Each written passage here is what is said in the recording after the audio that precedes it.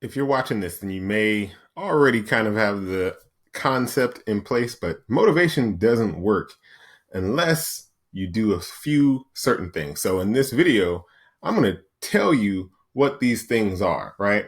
But before I do, I want you to understand why motivation never works, right? And a part of it is because motivation is something that is supposed to be short-lived, right? So think about it like this, right? If you are looking up motivational speakers and you're listening to YouTube videos to pump yourself up every single morning to get to work, there's a certain energy that we get from it, right? And just imagine your energy is rising like this, and you're rising and rising and rising, right? And at some point, you stop watching the video, and so you're not rising anymore, right? And their energy starts to do this. And while you're at work, you're first getting to work, you'll be like right at this part, right? You're like, okay, my first hour is awesome. And then something happens where all of a sudden you're like, okay, I'm not really as motivated anymore. So you start losing motivation. And all you're thinking about is like, man, I can't wait for the lunch break, or I can't wait for this. Or you start staring at the clock and you're like, it's only been 10 minutes. Don't you hate that? I do. I used to, actually, right? And that used to be a thing that this is how I really learned it, is I understood that I wanted to just hurry up and get home, right?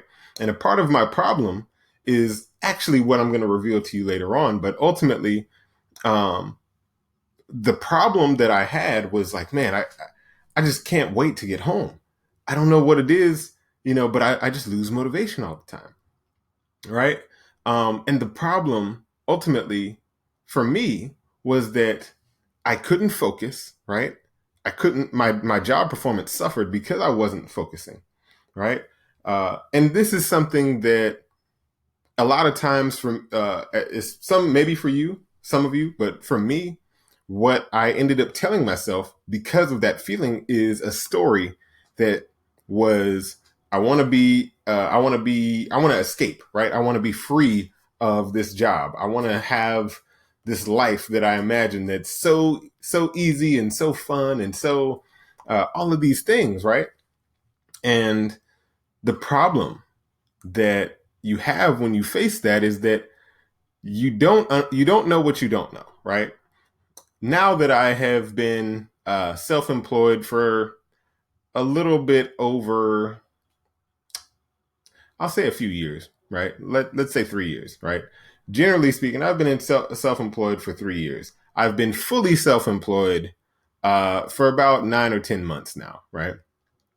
In various different areas. But for me, what I have learned is that you are the worst boss in the world when you are also your only employee. What I mean by that is you tend to let yourself off the hook. You don't really hold yourself to a high enough standard to really say, hey, I'm going to crush these goals. And that is where you suffer tremendously. Now, I've been an actor. I've been an Uber driver. I've been a, marketing director. I've been a self-help, and a transformational coach. I've been all these things. And what I have learned is that generally speaking, the problem that I had, and the problem that if you struggle with motivation, you most likely have, is that there's a misconception in your head that says that work is pain, right? And now the thing you really have to understand about that misconception is that what you're actually doing is you're creating a cause and effect belief system. You're believing that every time that I go to work, I must experience pain, and not the other way around. It's not that work creates the pain. It's that you have literally trained yourself through conditioning to say, now that we are here at my desk at work and we're trying to be productive, I want my body to create the chemicals that are responsible for feeling pain, right? So at first it starts as boredom. And as time goes on, it creates anguish. It can create depression. It can create all these other issues that you have. But ultimately, what you have to do is understand, like, hey, you know what? this is not necessarily true, right? That's number one. And what would it look like to someone who doesn't experience work like this, right? And this is something that we all kind of overlook because we're taught from a very young age, you got to work to pay the bills. Everybody got to work, not wants to, not gets to, but got to, right? I've heard like that was something that I was conditioned to believe all my life. Everybody got to work, right? No, that's not right. Everybody gets to work, right? And here's the thing. That one word shift is a complete different mind frame. It's a mind frame of someone who has a completely different focus. They're not looking at work as pain. They're looking at work as an adventure. They're looking at work as something that allows them to do several different things. Maybe they're trying to help others, right? Maybe they gain significance and they feel like they're the hero of a group. You know, like there's so many different ways to look at work other than as something that is a have to, right? Other than as something that, oh, well, you know, I'd rather be with my family, or I'd rather be playing video games, or I'd rather be a entrepreneur, self-made person, right? And ultimately, it's almost always based on the story we tell ourselves is almost always based on ego, right? It's almost always based on like, this is what I want to get out of this. And it's all, and because this doesn't provide it for me, it's an obstacle, right? But here's the thing. It is actually a learning situation. It's actually something where you get a skill that transfers to the thing you actually want. And so it is related, but you have to take the blinders off and actually see it for yourself. How I learned this, it was such a crazy situation how I learned this, but about I want to say about 2 years ago, maybe 3 years ago now, I was visiting my grandmother, and my mom was also visiting my grandmother.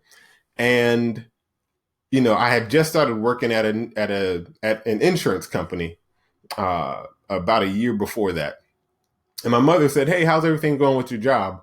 And I immediately went to complain. I immediately went into my story of like, they're holding me back. I'm not getting what I want. It's not what I want. Blah blah blah blah. And for the, I will say, so I went through a divorce 2015. This was about 2017, late 2017. So from 2015 to 2017 ish, right? I had issues with just keeping a job, right? And a part of that is something that I'll tell you in a minute that actually helped me once I understood this, helped me to get out of that work is pain mentality. But what I did was I told her this story, and she's like, well, you know, you got to keep a job. At the time, my wife now was just, we were just dating, right? And we had broken up and gotten back together. And this time I was for real. And so my mom said, you really have to just figure out a way to make this thing work for you. And I wanted her to be on my team, right? But because she wasn't, I had to examine myself. And I went to work the next week, and I was like, man, this sucks. I got to stay here. I got to force myself to be here, but I don't really want to be here. And I think about a week or two went by, and there was something that I had to do as the marketing person for this small insurance agency, right? That I hated doing. I hated stuffing envelopes, sending out the mail, right? So what we would do with the mail is we would put basically an application inside of a letter, and then behind the application was just a flyer, right? It's just a regular flyer. So I would fill up these envelopes, and I was sitting there just like, this is so long. Mind you, this is like almost 3,000 envelopes I got to stuff. So it's like a 2 or 3 day process, and you have to actually fold the stuff, put it in the envelope, lick the envelope, close the envelope, put it down, get another. Like that's the process. 3,000 envelopes. And so I was doing it. I was probably about 500 or 600 in. And then what I started to think is like, man, I can't keep going through this. I can't keep on letting myself get this get in this mindset because it actually makes it harder for me to keep working. And so what I did was I took a break, and I looked at my phone and I just said, okay, well, how do we replace this situation? And I said, you know what? How much would it cost to just buy leads? And I looked at the price, and the price per lead was, it said generally anywhere between $8 to $20 per lead, right? Which is essentially, if you're trying to buy a lead, you're basically saying, hey, these are people who've shown interest in my service or my product. And so I was like, okay, whatever. That's probably too much because my at the time I had the concept that the owner was cheap, which is obviously not true, but it was, when you have that kind of a mentality, you put negativity on everything. So it's not just this one thing I was thinking about, it's everything. Everything's negative. Everything had a negative spin. So anyway, what I did after that is I just went back to work and was stuffing the envelopes, still frustrated. I went home that day frustrated, told my wife, now, back then my girlfriend, and we had just started living together. And then the next day I came back and I had to do it again. And at the beginning of the day, actually it was probably about 10 o'clock, 11 o'clock in the morning, I said, you know what? Each one of these envelopes is technically a $20 bill, because each one of these leads are worth technically $20, right? If we were to buy them up to $20, this is what they're worth. And I was like, I never really thought about it that way.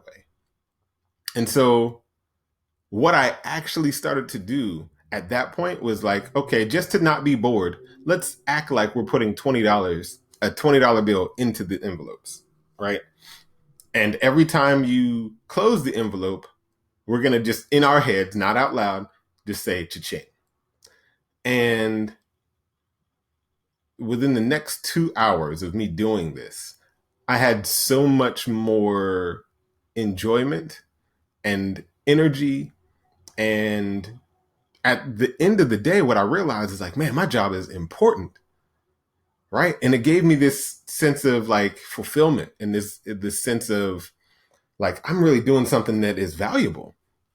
And that is where my mind shifted, right? And I realized the problem that I had when I thought that when I was of the mindset that work is pain and it's something to be avoided and that you have to work, everybody has to work instead of everybody gets to work, is I focused on things from the perspective of like, if it doesn't make me happy, it's a problem. And that wasn't true. The reality of it is you are unhappy because you don't choose to be happy. You don't choose to see things from the perspective of your worth, right? You choose to see things from a perspective of an obstacle. And if you can make that shift, and it's not easy to necessarily do, I just lucked out and kind of did it, right? Just out of basic boredom, right? So I'm not telling you that, you're worse than anything if you haven't done it yourself. It's not, I just stumbled onto it, right? But what I realized at that point is that I get to do this and it's valuable. I literally, like, by me not doing it, I could literally crush the whole company could be gone. And so that ultimately led me to a shift that made me see everything I did as valuable. And from there, what I really came to understand is what I did that day was bigger than what most of the time I had been trying to do, which is positive affirmations and anything else you've ever learned about through the law of attraction when they're telling you, hey, this is how you make it work for you. It wasn't true, but it was a part of what I needed to do later. But there was this one thing is what really shifted me, and it was to shift my self-image, right? So my self-image was one of someone who basically did work almost as a slave. And that was why I wanted the freedom. That's why I wanted the escape, is because unconsciously I was like, man, I am the victim in this process. I am the person who's being taken advantage of. There's people are hurting me somehow, right?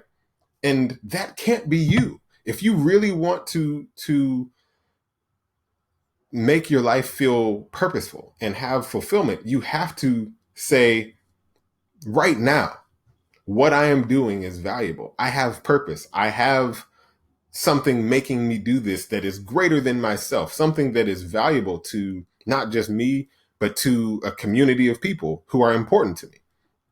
And the moment that you make that shift, it's like the light comes on. It's like you can see the world in a different lens, right?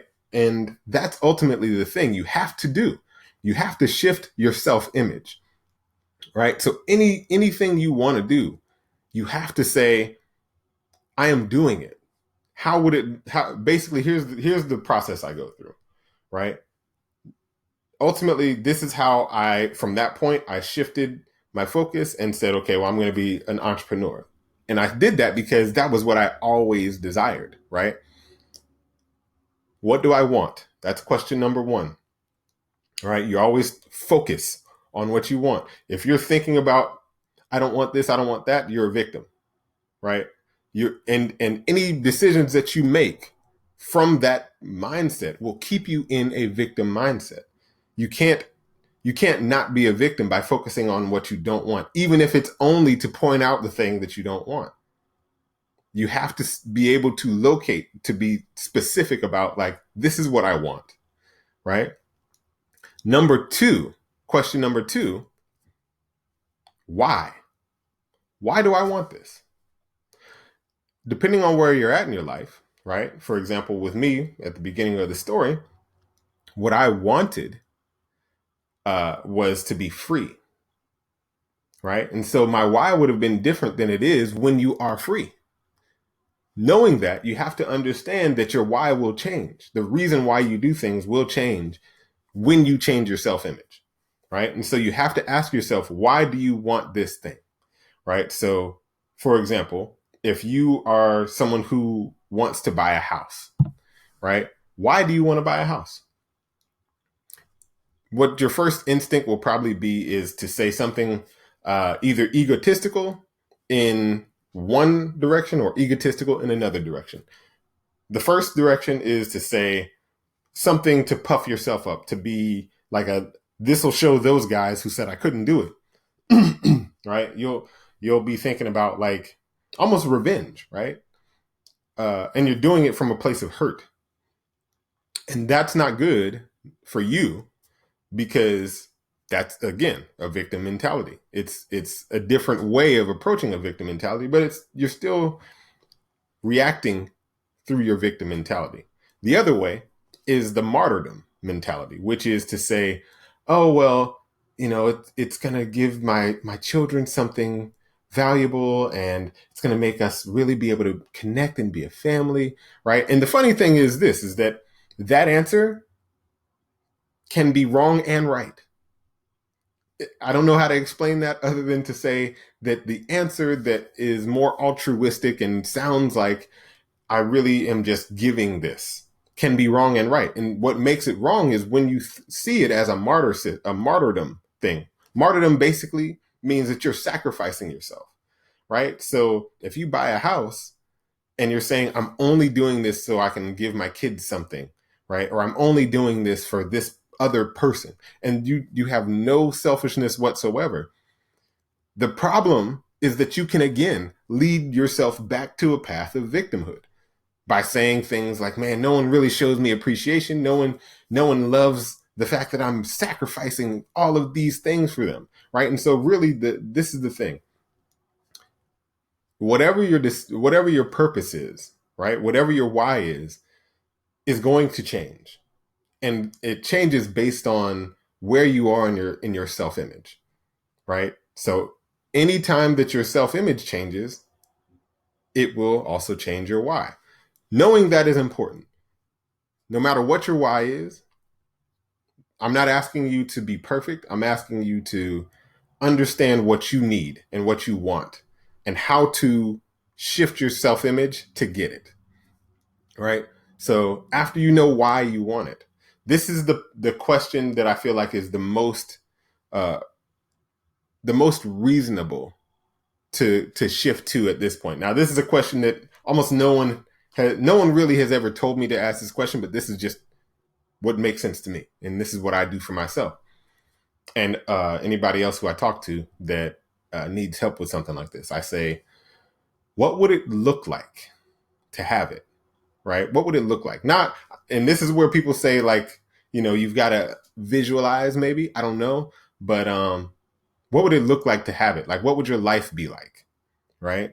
And you're saying, I'm literally basically telling you to do something that there's an article that I wrote on my blog, What's Better Than Great. It's not a blog, but you get my point. On my website, What's Better Than Great, I've written an article basically telling you that, shit, I lost track of thought. So what you want to do is ask yourself, what would it look like if I had my ideal life, right? What would it look like if literally everything went the way that I said that it would go? And how I often ask this is like, if there was no such thing as money, if money was not a thing and anything you wanted, you had, what would that look like?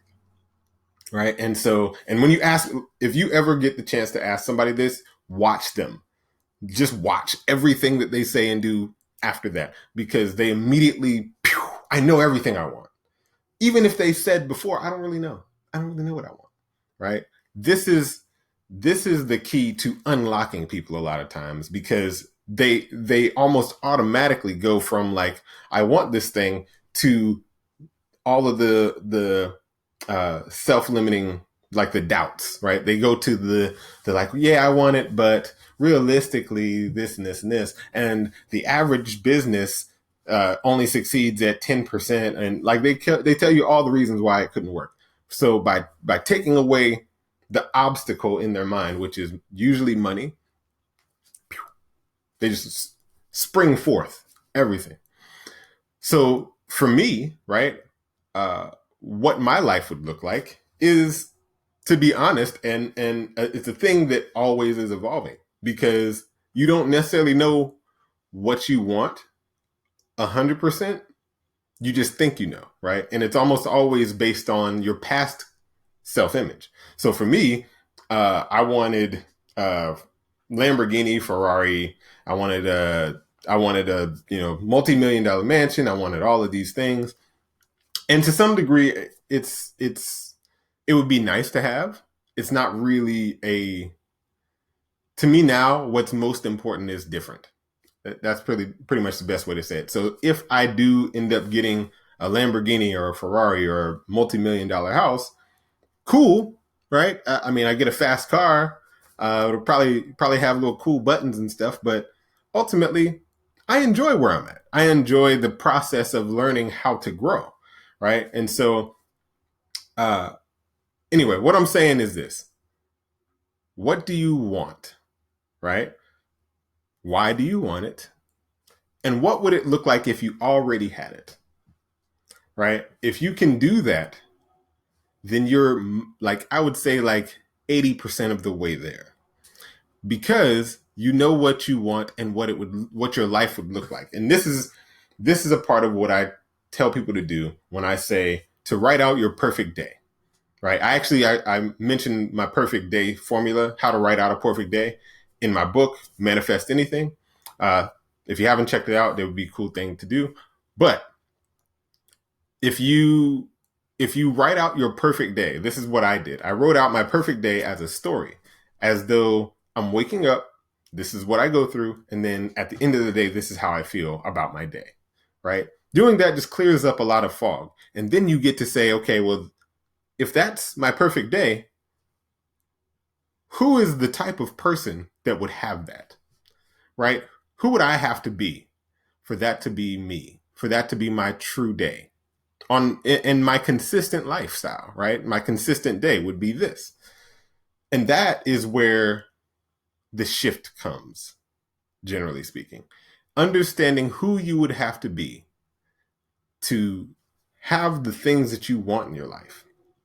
is really where the shift comes. Because what I used to do, right, and this is, I've had several different changes throughout my life that led me down different paths. But what I've had to do is say, for example, when in my very, very early 20s, my goal, what I wanted was to get rich quick, because I saw myself as like, hey, I don't really like to work, right? Work is pain. I just want to be able to hang out, play video games, go party, go dance, go, meet girls and all this other stuff. So I wanted to get rich quick. Didn't work. Even when you do get some success when it comes to that, it's a self-defeating mindset. I'm not going to go into that now, probably do something about that later, but it's a self-defeating mindset. So what you have to do is say, okay, well, what do I really want? Right? And then you go through that process that I just outlined. And when you get to this is who I would have to be, now you have a framework. Now you have a thing that you can just say, hey, you know what? This is kind of doable, right? It's not going to be immediate, or it might be immediate, just depending on what you want. But it's doable. And it wouldn't matter who you were. And for example, with me, right? How I did this first was with acting, right? From the time I was a child, I wanted to be an actor.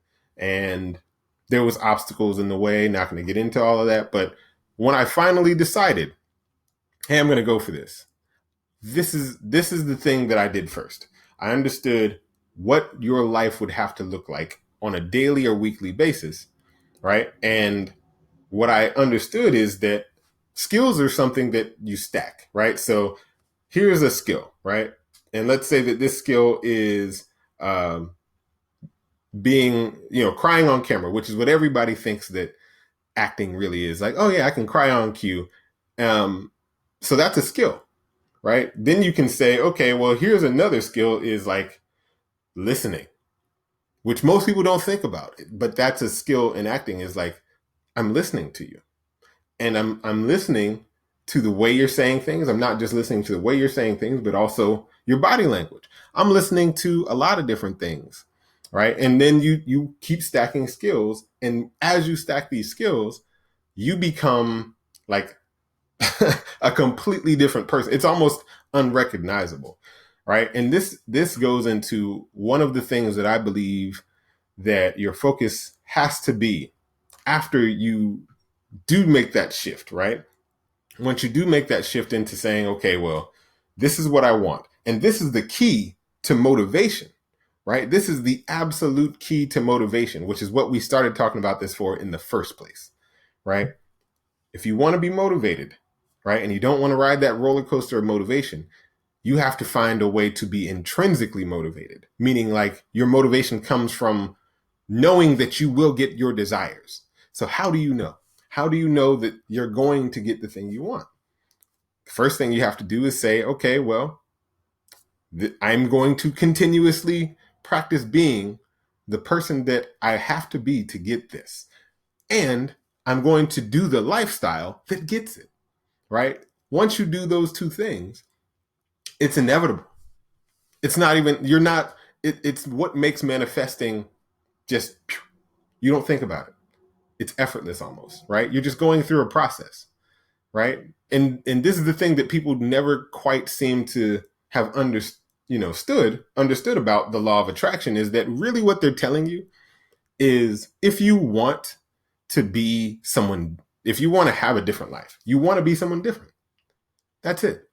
If you want to have something different in your life, you also want to be someone different. And so choose to be that person. Do the things that person would do, and you will have the things that person would have. It's quite simple.